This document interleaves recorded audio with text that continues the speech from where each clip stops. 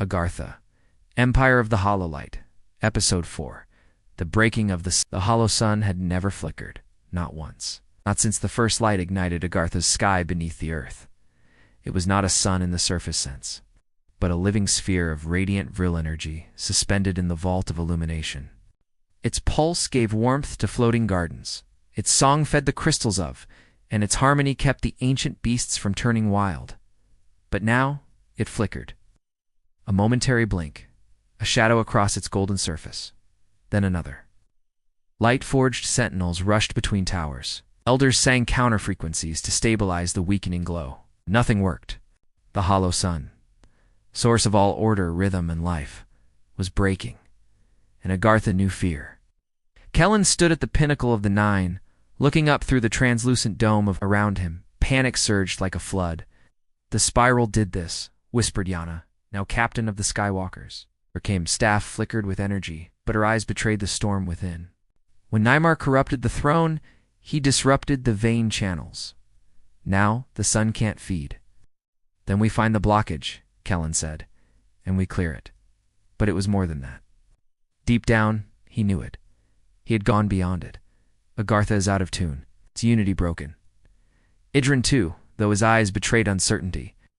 We either restore it, or prepare for its last eclipse.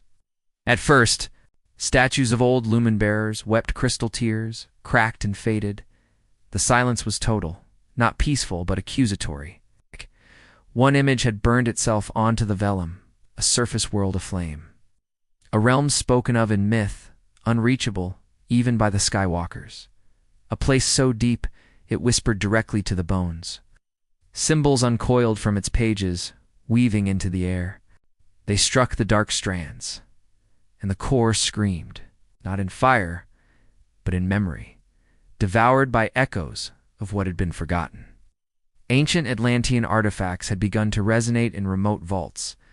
A mining expedition in Siberia had uncovered a shard of unknown origin, humming with the same frequency as the spiral fragments, but with visions, throwing each of them into their worst moments.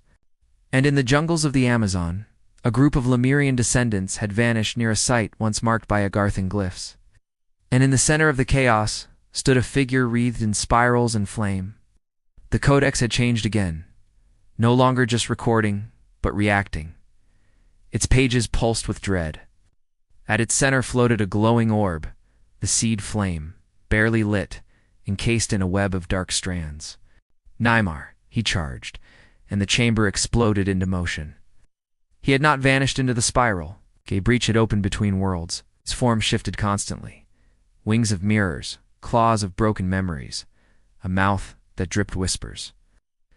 Words soon arrived from the surface, but now you must feed it. The seed flame now glowed a little brighter, infused with sacrifice, with purpose. The veil between the hollow and the surface was thinning. Master Tenzor, now joined by emissaries from the hidden temples of Shambhala and Garten, convened a rare assembly of the 12 rings, declaring himself emissary of the deep. He promised salvation to the forgotten. Technology, healing, power. "This is the age of convergence," he said, his voice etched with sorrow. "The hollow sun dims not from damage, but from division." Kellen volunteered for a mission most deemed suicidal, to journey to the core of the veins where the sun's energy first begins. Yana insisted on going with him. Together they traveled down the veins of Vril, immense semi-organic tunnels that pulsed with golden light. The deeper they went, the duller the glow became. They passed through the ruins of cities abandoned after the last spiral war. Towers collapsed inward like rotting trees. And then, the core. They stood at the edge of a vast basin, larger than any dome in. "The roots of the hollow sun," whispered Yana. "No," Kellen said, stepping forward. "The prison." As he drew near, the codex flared. A voice boomed through the chamber, both within and without. "You woke the light, child." From the shadows emerged a beast, not flesh, not spirit, but echo reborn.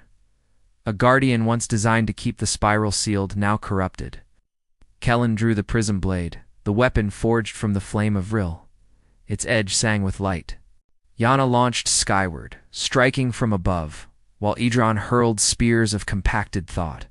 The echo reborn countered not with force. Kellen saw himself atop the crystalline throne, shouting commands as AGARTHA burned.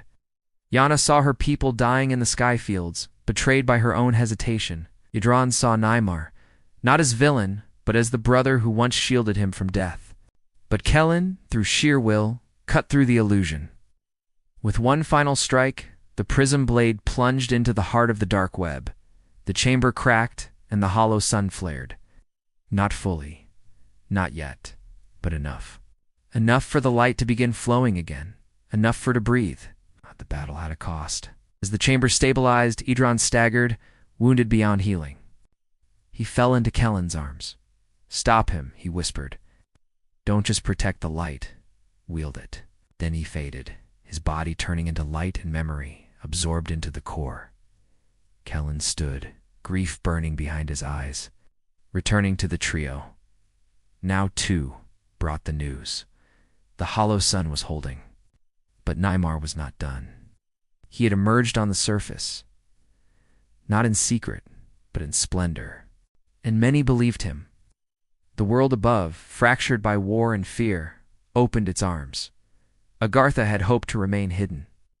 But the gates were opening, not by force, but by invitation.